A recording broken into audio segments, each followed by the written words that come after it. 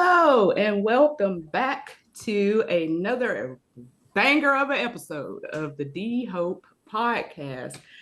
Oh, I'm so excited today because we have a person with us today that is going to allow us to get all up in his business with his permission. But he's going to tell us about his business rather. Um, and he is the incomparable Alabama Department of Mental Health Certified Recovery Support Specialist Extraordinaire, board member of ACRM and ARSA, and he is also the program director of the Will Bright Foundation, Restoration Springs. And he is just an all around excellent fella. He's a husband, he's a father, just an amazing person. The man, not the myth, Judd Drake. Thank you, Judd, for coming. So I want to start with a, if y'all can see it, I'm gonna hold it up. It's on my phone here, but this photo. So you see a lot of police cars there, but they like go on, like they keep going. So, so Judd, I want you to tell us a little bit about leading up to that point, and then about after that. Well, thank you for having me today. A much undeserved intro. My daughter's sitting in the other room, rolling her eyes as you're saying all these things. She's like, "Who is you talking about? Who has the same name as you?" So good times. So I mean, there's 36 years that lead up to that picture, and I won't get into all the details, and I won't prolong the story. But grew up in a typical family. From my view, it was a typical family. I thought that everything was good, and everything was. Like, I was raised right. I was raised with good parents that showed me attention. I didn't realize, I always said that I had no excuse to go down the road that I did because I never experienced anything bad. And it wasn't till probably 2019, 2020 that we had our first meeting with Bo Armistead, who talked about little trauma, little T's. And I started looking back and thinking, well, maybe I did experience some things in that realm. But growing up, grew up in church in Tuscaloosa, Alabama, grew up with both parents in the home. Was kind of an undersized kid, got picked on a lot. But really, I found myself on the baseball field growing up in Little League. I was decent there. And really, I didn't realize this till I got to the Foundry in 2017 as I look back at my life. But I was just wanting acceptance. Yeah. But the crazy thing is, I shied away from, ran away from the acceptance that was there. There was a God there that was willing to accept me, my parents, my family. I had all the support system, but I didn't want that acceptance. Yeah. I wanted it from who I thought was cool or who I thought mattered. And so in seeking that acceptance, it took me down a road starting around 8th or 9th grade that just led into many, many years of drug addiction because the drug culture doesn't care where you're from, who your parents are, where they work, what neighborhood you live in, if you even got parents. We've all come here and we've all got this one goal, and now we can come here. Now we're automatically friends. Yes. So in my search for acceptance and belonging, I found a false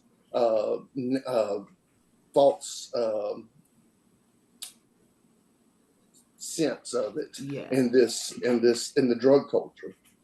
So it obviously ninth grade, he had just started with smaller things and just hanging out and going to parties.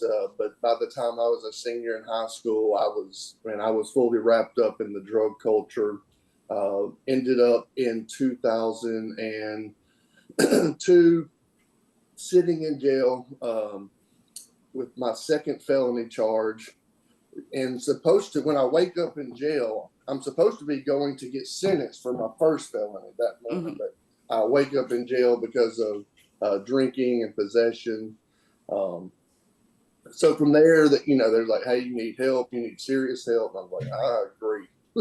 So I went to, Yes, and at this time, like I said, I'm 22-ish, 22 or 21. And I go to a long-term faith-based program. I had already been to Bradford twice when I was 16 and 17 for a short stay. I had been to Pearson Hall, which then was recovery or treatment beds. It wasn't just detox beds. I was there when 9/11 happened.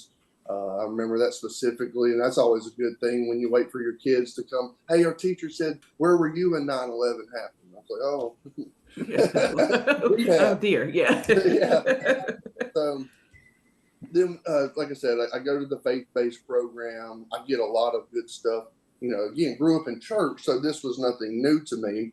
Actually showed up there the day one, had read this thick rule book, and was like, "Hey, I know what y'all are going to say. I grew up in church. I'm going to do your program, but I'm not going to get saved." So 1 month in, KT, it was just a random Tuesday chapel. Pastor Todd from the local Baptist church there in Sylacauga was like, at the end, he's like, "Does anybody feel like the Holy Spirit talking to them to receive salvation today?" And before I even knew it, my hand was raised. I didn't know what was going on. And although there would be more problems, my life was changed forever that day. And I'm thankful for that time. Finished that program, was successful, got married. And then lo and behold, all the things that they said when it came to compromise were true. And not that that's what that program taught, but what I took from that program was very structured. You got to check all the boxes. You got to follow all the rules. So I kind of took that approach into my spiritual life. And if you check all the boxes, if you're praying with your wife, if you're fasting, you're going to church, you're being involved, doing all those things, like you do grow spiritually, but there's still a piece missing. And that's the relationship. Absolutely. So because I was checking boxes and following rules and not seeking that relationship, just in love with Jesus, in love with God, it led eventually to compromises and something that the Holy Spirit checked me on immediately, something I started doing, and it had nothing to do with sin at the time. It had nothing to do with drugs or alcohol. So my flesh said, "Oh, you're good," even though I felt not this ain't good. right. Yeah. And quickly led to compromise, which led to stepping outside my marriage, which led to using, which led to divorce, which led to another 10 years of my life just thrown away. And I indulged in every bit of that lifestyle. Everything I tell people, I've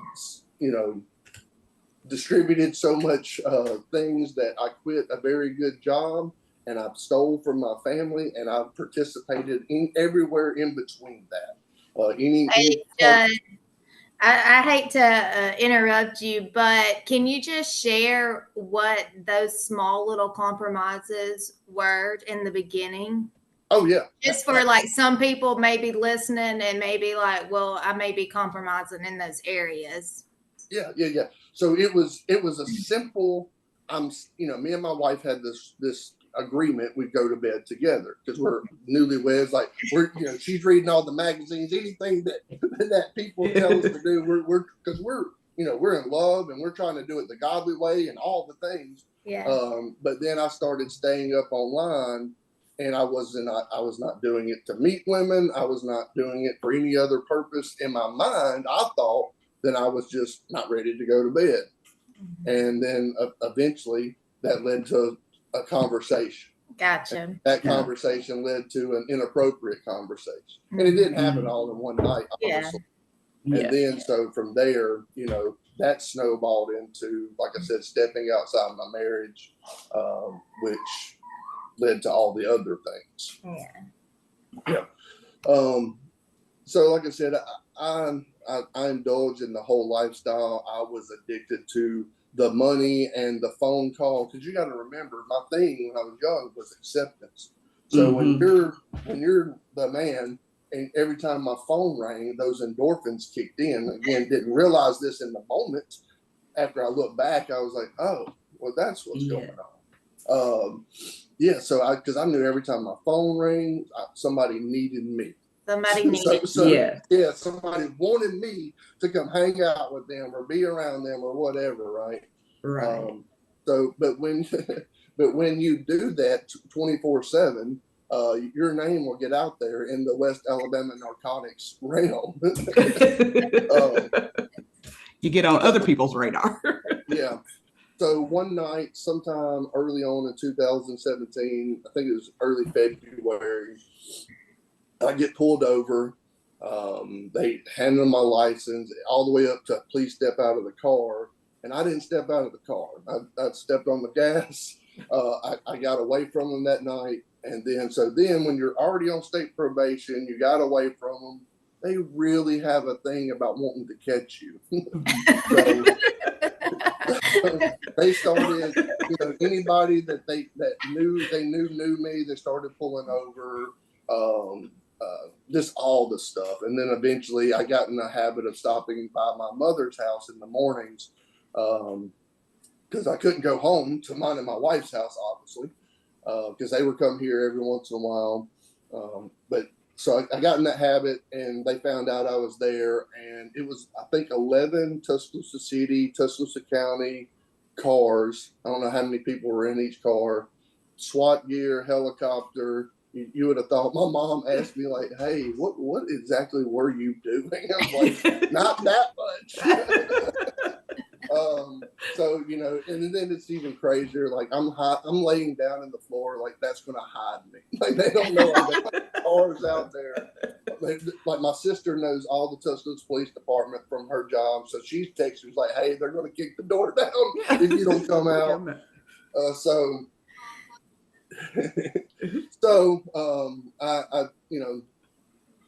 I do some things inside my mom's house to get prepared, and I walk out, and one of those pictures, I'm actually in the vehicle at that point, because this is like my aunt's taking that picture, and she lives across the street from my mom, so she's taking all these pictures.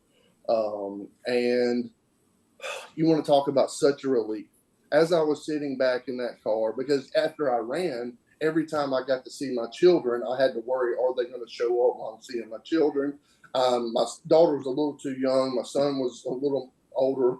And because my visitation had been altered because of everything from coming to my house to having to be at my mom's house, every time I wanted him to be prepared.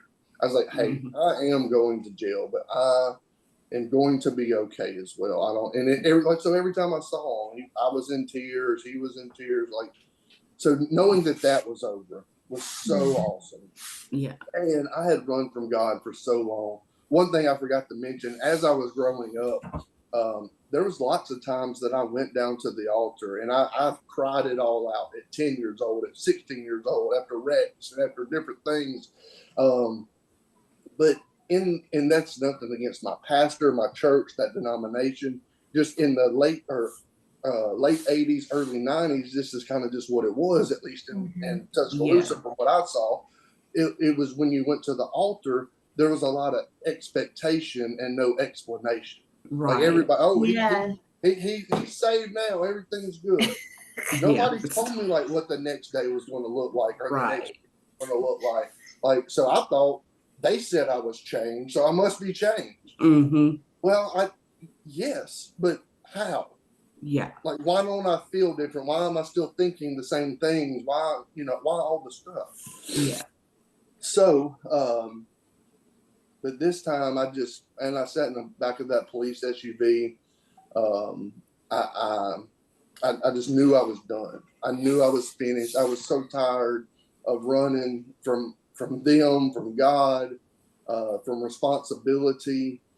And and so from that point, I went to jail. I was in jail about 2 months. Had been working it out with my lawyer to go to the foundry, trying to figure that out, trying to figure out what I was going to have to plead out to get there. Because I had pointed out I was already on probation for I've been on probation for almost 8 years at that point, straight. Every time I'm just about to get off, I get more trouble. So trying to figure that out. But in that 2 month stint, I had to call both of my children from that law phone to wish them happy birthday. And I said, man, I'm never going to put myself in this position to have to do this again. Like, they deserve better than that. If I can't do better than that, I got to figure this out. Yeah. So I spent about 2 months in jail, end up going to the foundry, and it was such a different thing. It was such a different feeling. Even I was one of those people, I despise jailhouse religion. Like, people that are sitting there wanting to quote the Bible to you and knowing, like, the second they get out. Like, I always knew what I was doing when I got out. That's why I never participated in that. I thought it was almost sacrilegious. But this time, I participated a little bit in the services, but I did a lot of reflecting, a lot of just talking to God. And God started preparing me. It was so weird. Like, people always have those moments, like I talked about when I was at the other program in 2002, that I remember it was a Tuesday. I remember all that stuff. I don't have that memory of where I crossed over at that point. I just remember it, and it may have been in the back of that SUV. Yeah. Because I just knew everything was going to be different. I didn't know how, but I knew I was going to start doing things different. And God started, like, even sitting in jail, I felt the Holy Spirit tell me, hey, you're going to go to this program and you're going to help people. I'm like, I can't even help myself. How am I going to help you?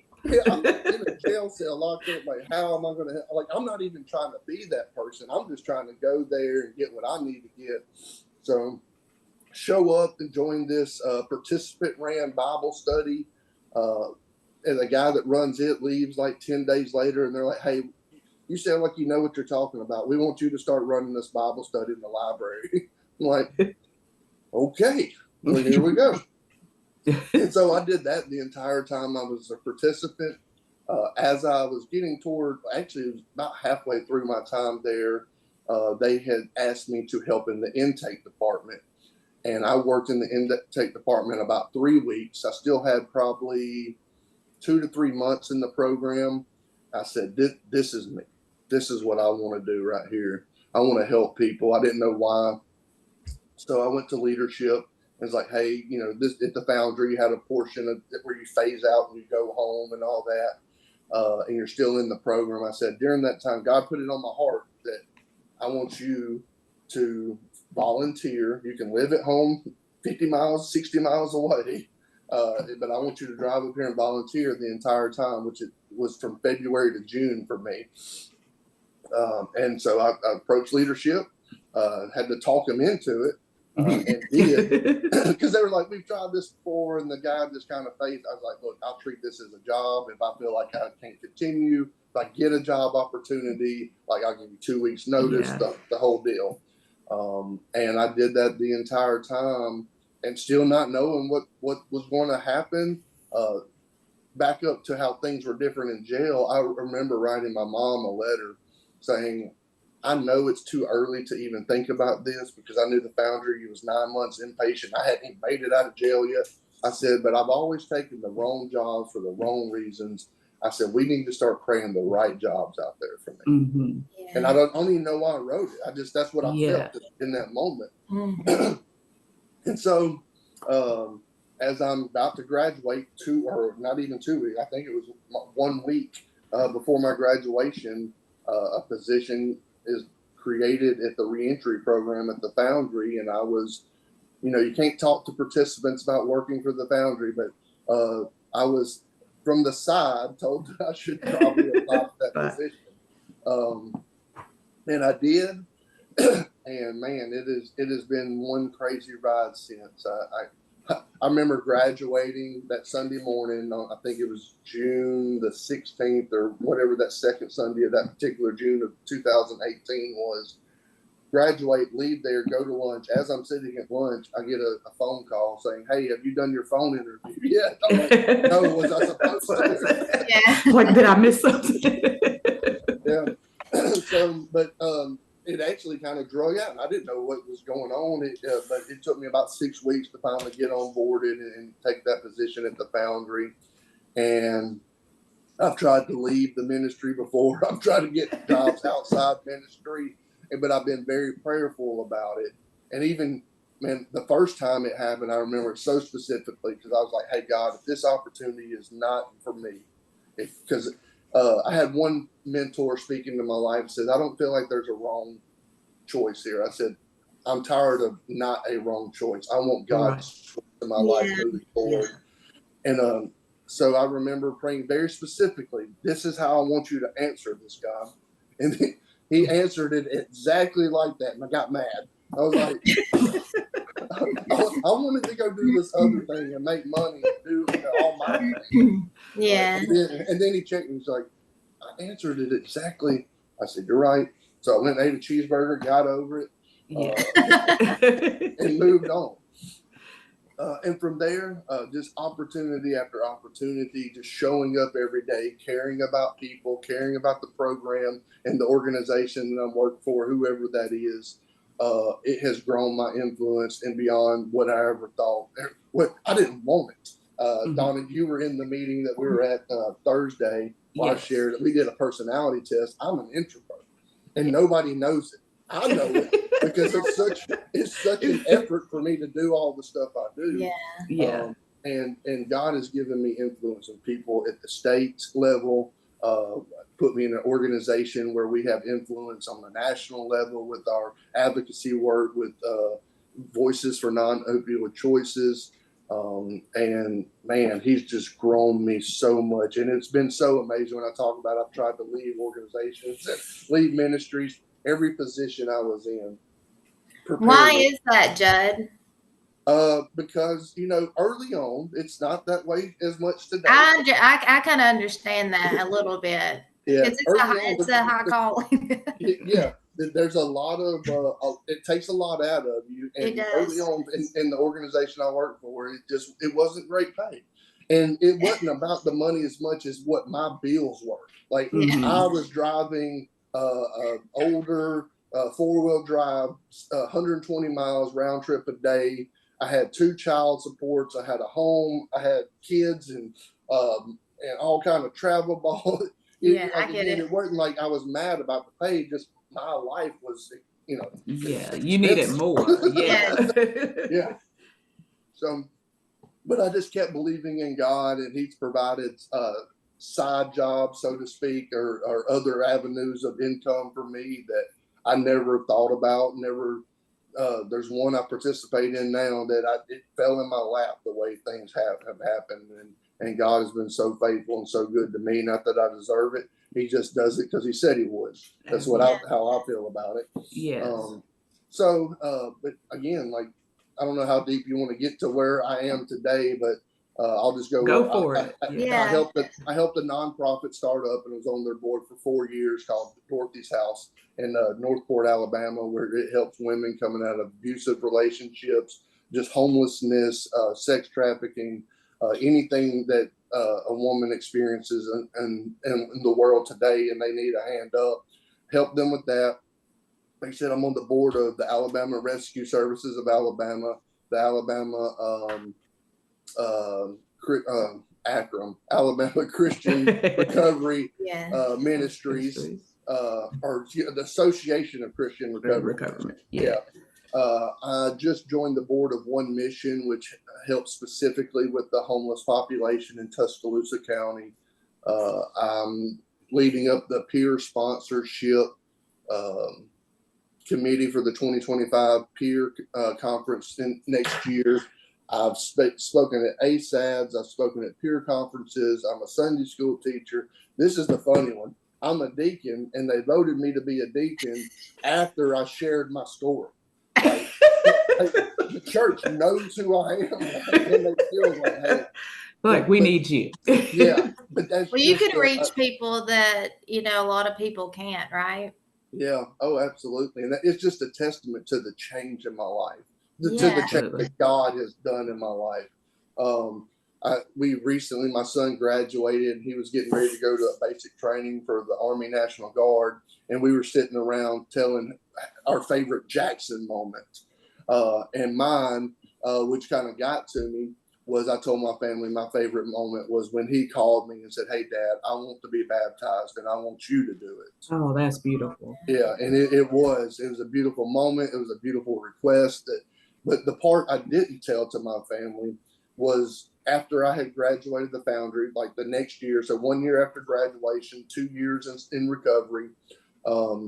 We're getting ready to go on a family vacation, and me and my son at this time is probably 10. No, he's probably 12 or 13, and he says, "Hey, Dad," we're talking about. He said, "Yeah, we're going to go as long as you stay straight and don't mess anything up." Yeah. And I was like, "He's right. We will." Yeah. And he went from that within about 3 years to saying, it spoke to the change that he saw. Yeah. Because I don't hide anything from my children. I tell them all the time, I would go through my life exactly the way it was, make all the mistakes if you can learn from it. If you do not have to go down that, you can learn from my mistakes. I wouldn't change a thing, because they've seen how it took time from our family. They've seen how it's cost money and all the stuff that it just drains from you, that addiction and substance use disorder just takes from your family. Yes. So yeah, I mean that's pretty much it. Like I said, I have so many hats I wear. I probably am forgetting some. Oh, I love this one. I was recently asked to apply and have a date out there for the interview for the EPAC, the Ethics, Peer, and Accountability Committee. The Alabama Department of Mental Health reached out and said, "We want you to be on the ethics committee." I love that. Yeah, especially since we don't think we've ever had the faith-based pathway on the ethics committee. Why not? But we know why not. Unfortunately. So that spoke though that again to the influence, that the favor that God's given us as a pathway, given me as just, I guess I joked around with somebody the other day. I was like, "Hey, I'm becoming the poster child of faith-based recovery in Alabama." Like everybody's starting to know my name and Akram's name because of all the stuff we're just doing. We're getting in their face.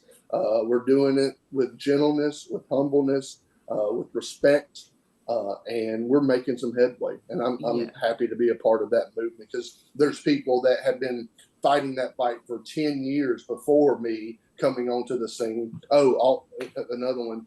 But 10 years before I got here, they bumped their head against that wall for so long, and it's good for them to be able to hand that torch over. I also chair a subcommittee on the governor's opioid overdose council, and help leaders from all over the state push forward some objectives and goals that we have as a collective committee. Yes.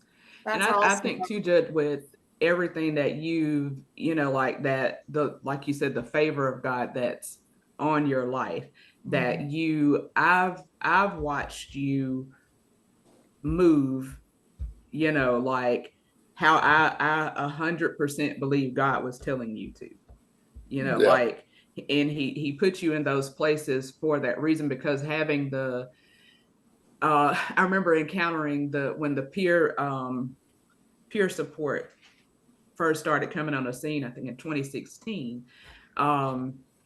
They had the slogan at that time, basically it was like, "Don't talk about us without us."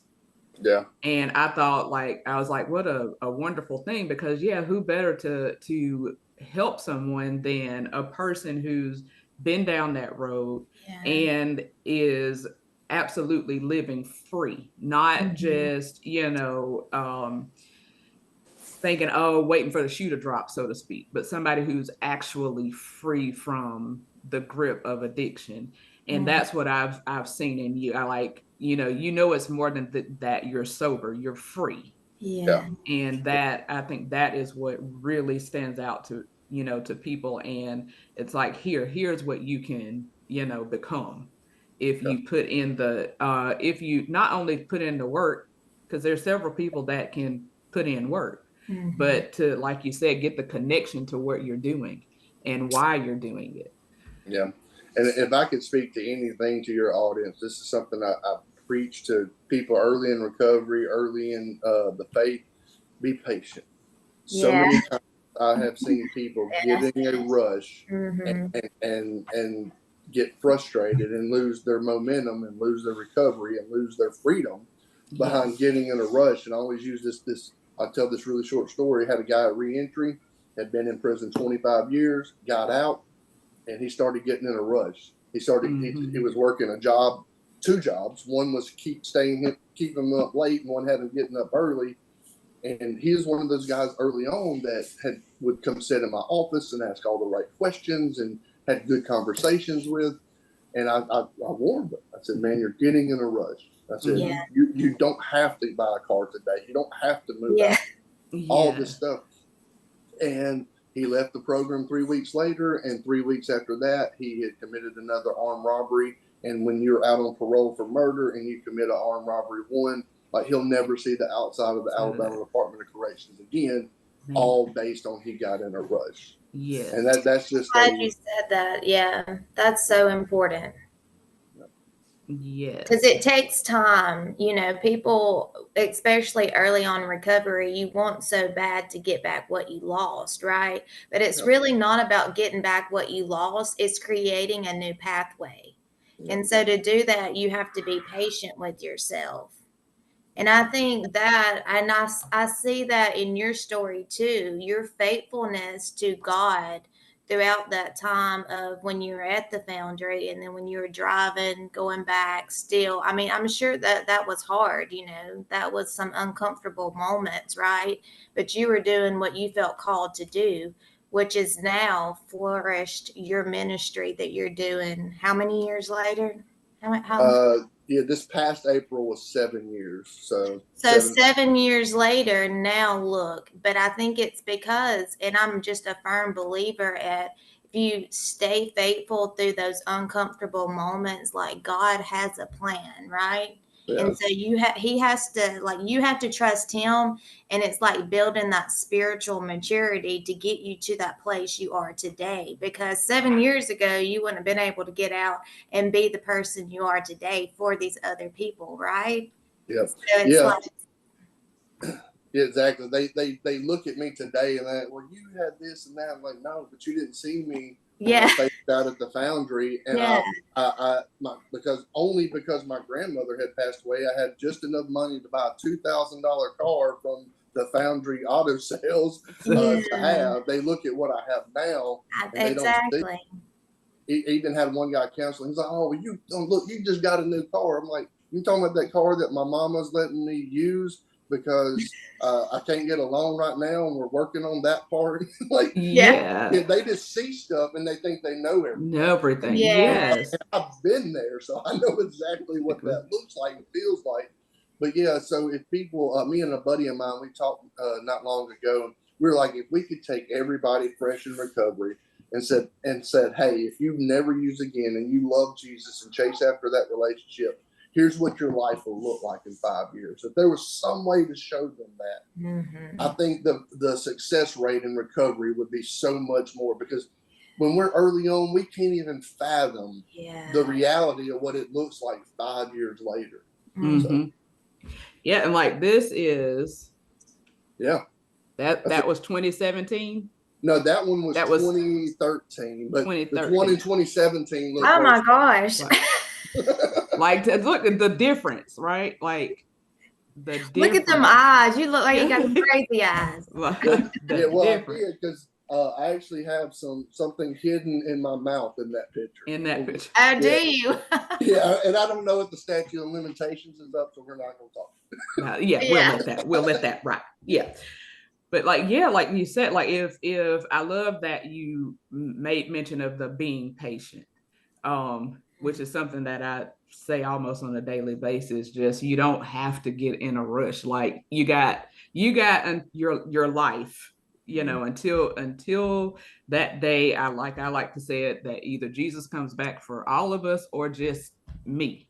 Like, that's the time, and he wants me to take it one day at a time. Yeah. Like, I don't want to, because I was like that too. When I first began my relationship with Christ, I had this microwave mentality Yeah. of, all right, put me in 30 seconds, I'm done. It's like, no, you can't.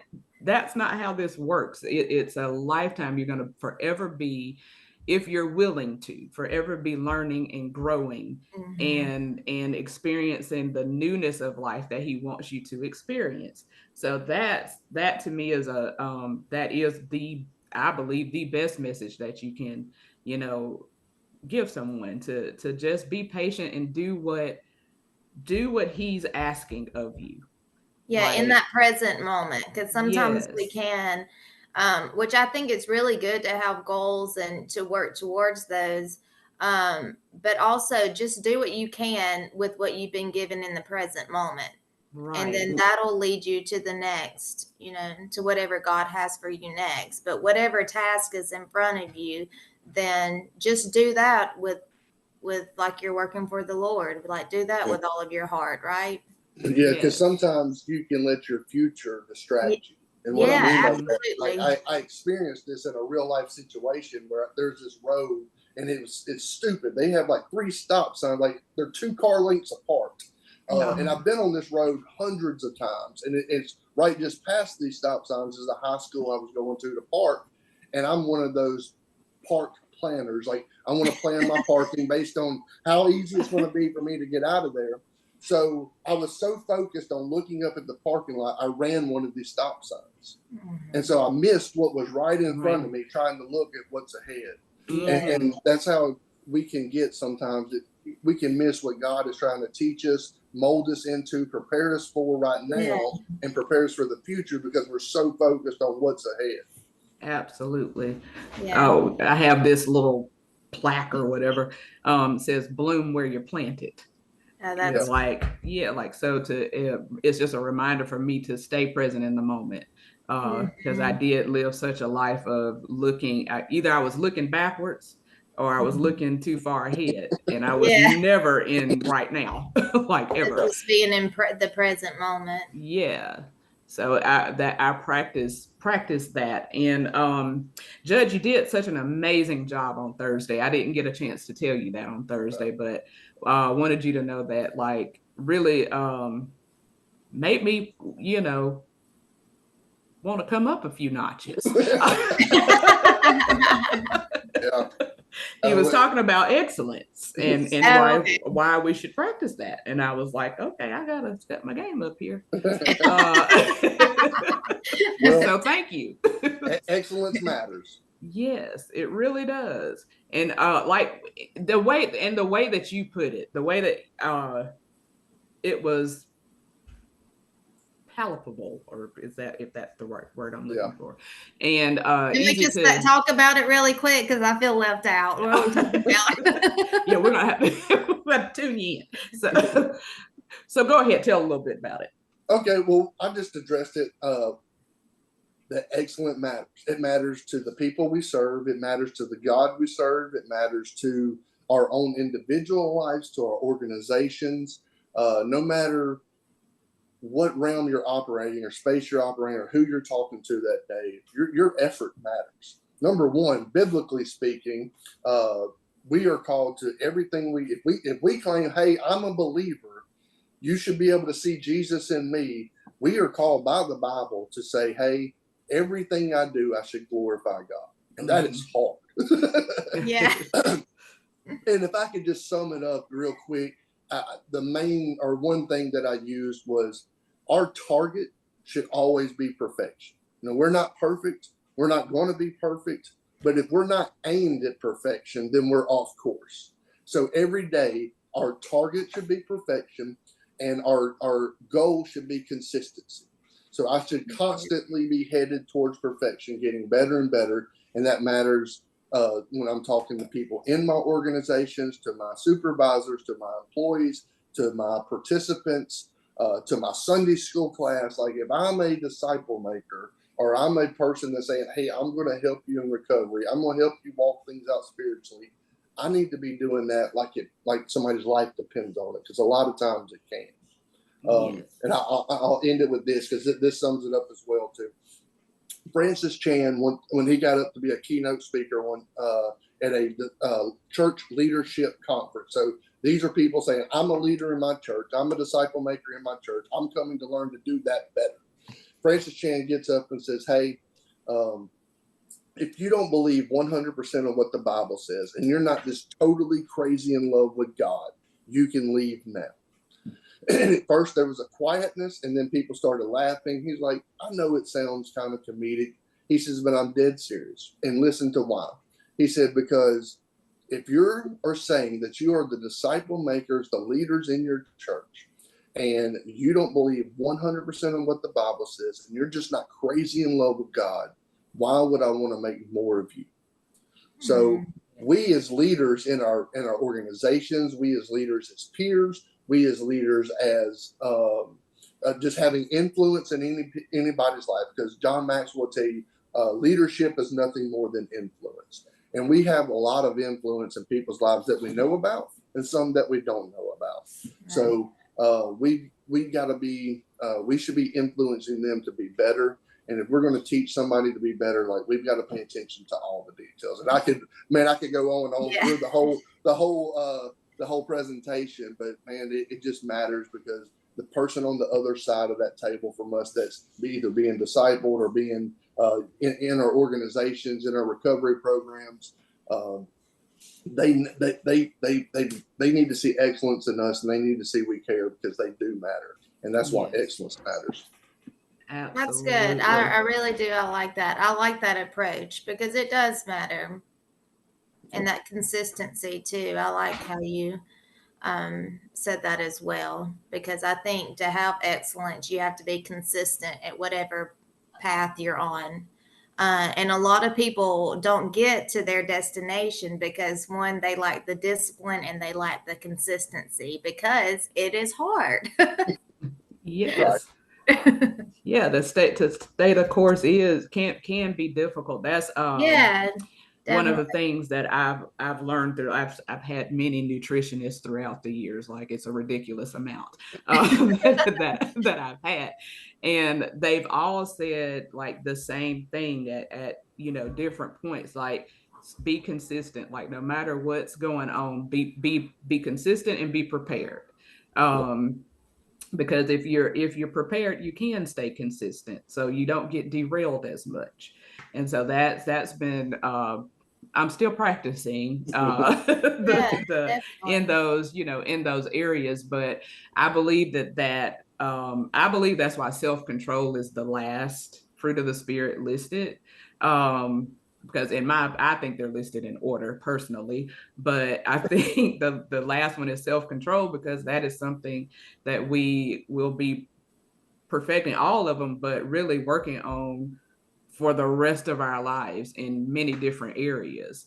So the consistency is key, and to show others. Like, one of the things that I really admire about Drake as well is, I'm saying your last name, calling you by your last name, but about it sounds cooler. I like it. I just like it too. Not that Judd's not cool, but I just like it. But I just, one day I called, and I was on an internship, and I called, and he was on vacation, and called me like back within like 5 minutes. And I was like, this is a person who makes you feel like you're important. Mm-hmm. Because some people are just, they're like, I'm on vacation, I'm not calling you back. I don't, but that made me just admire you even more, Judd. Just so like, I appreciate your care. It's commitment, right? Yeah. Excellence doesn't take a vacation. Yes. Good, right. That's good. Yeah. It doesn't go on vacation. Even if I did, you know what? I'm writing that down. Even if I do, it doesn't. You're right. Exactly. I love it. Well, we are so grateful to you once again for coming on and sharing with us and just dropping good knowledge and for the people who will see this at whatever point that they see it, it will bless their lives because you Absolutely. are truly a gift from God and a blessing to every person that you come in contact with. So just know I that. have one more question for you, Judd. For those who are listening, like when you went into the foundry and you kind of already made that decision, like, I'm sick and tired of being sick and tired. But as you went through that process of just kind of changing, and you were talking about the little T's, like the little traumas, um, how difficult was that for you? Maybe acknowledging those things and how to become free from them. Um, well, on the little T part of it, I didn't even realize that till I was probably 3 or 4 years into recovery. Okay. So that helped a lot. But I will tell you, as far as making that transition to old me and to learning about the new me in Yeah. Christ early on in recovery, one thing I did, and I don't think, unfortunately, I don't think I did it intentionally. I think I did it out of something to do at that time when being in an inpatient recovery setting like that. But all the little tools of recovery they started giving me, I started taking those tools and looking back at my past failures. Like I'll just use the faster scale. I looked at, there was a time, like I said, when I came out of that first program in 2003, I was in recovery for 3 years. But I looked at that compromise and I looked at that relapse, and then I looked at that tool that had given me in 2018 and I applied it to what I remembered in 2007. And I was like, man, if I would have had this tool and I would have used it properly, like maybe I don't go down that road. So that's one thing that helped is all the stuff they're teaching you. Really meditate on it and look back at your past experience and see how it may have changed things. And that encouraged me to use it today because I saw where it might have helped me in the past. Yeah. So that's one thing that really helped me was really not just taking for granted or just checking boxes. Yeah, hey, I've done that worksheet or whatever the assignment was or whatever the process was. And really started focusing on utilizing those tools of recovery and utilizing, again, the biggest thing for me was swapping from checking boxes and following rules to chasing a relationship with a God that loves me. Because when I did that, all of a sudden I automatically started following the rules and checking all the boxes through my pursuit of the relationship. Yes. I'm so glad you asked that, Hope. Like that is a phenomenal answer, for people to take the tools and apply them, like really apply them I because mean, they because we can work. see, yeah, because I mean, with you guys in your profession, you see so many people, right? You see so many clients or participants come through the door. And so you give them these tools, and a lot of times what you are witnessing is they're not being utilized, and sometimes they are. So it's kind of like, what approach do you take to help these people? But then again, it comes down to what, just that inner choice. Take that time that you've been given and to change your life. Yeah, you've got to be intentional. You have to be intentional. And I can't tell you how many times people have returned to our programs and said, man, I did everything y'all said, and it didn't work. And so I start checking off all the lists. We asked you to do this, this, this, and this. How'd you accomplish those? Oh, well, I didn't do none of those. So you did nothing and then blamed us. How's that work out? It does not. Yeah, that's what I a lot of times when I'm explaining things to people, and I've asked Lord, I'm like, am I explaining this well? Like, is it, Is like, it me? is it me, or, and he's like, no, it's being explained. It's Yeah. just, But and coming down to, like you said, the decision. Like, we have to do that the same way we have to make a decision for Christ. And then, like, I have to accept him one time. I have to choose to follow him every day. Every single day, I have to get up and make that choice that I'm going to follow you today. I'm not going to go on my own. I'm not going to make my own decisions. I'm going to trust you like you asked me to do. I'm not going to lean on what I think, because that's no good. It's got me absolutely nowhere. And then, I'm going to talk to you about everything. You'll tell me what to do. And so, like, when we can have that confidence in the one that absolutely knows everything about us, still calls us friend, still shows us favor, still loves us unconditionally. If you can grasp and take hold of just those facts, you can, he can work wonders in your life because you're allowing him to do that. Yeah. But outside of that, he can't. We tie his hands. Like, I'm like, stop tying his hands. It's not him. He's not the problem. Yeah. He is not the problem. He is. But you were going to say Hope. I don't know. I've lost my train of thought. I completely, it left me. But at the end of the day, I like Judd said, I think it's just that relationship, and God's faithful. So if we remain faithful in him, then you're going to reap his favor and blessings. And so I think that we all three can attest to that. And that's what I live by. So thank you, Judd. I appreciate you coming on. I didn't really know your story, but I know that I'm inspired by you. I watch you on Facebook. And I love seeing just the work that you put into helping other people in recovery. That inspires me. So I thank you for doing it. Thank you. Thank y'all for having me.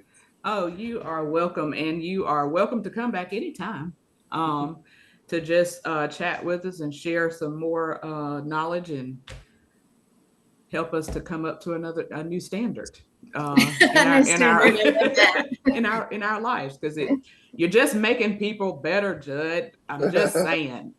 Well, God's just using me to make people better. Absolutely. He's just pointing me and I'm going. Yeah. Absolutely. Well, all right. There you have it. The incomparable Judd Drake, also known as Drake now. Yeah. Thank you, Drake. You're welcome. Y'all have a wonderful day, and we'll see you the next time. Thank you for joining us.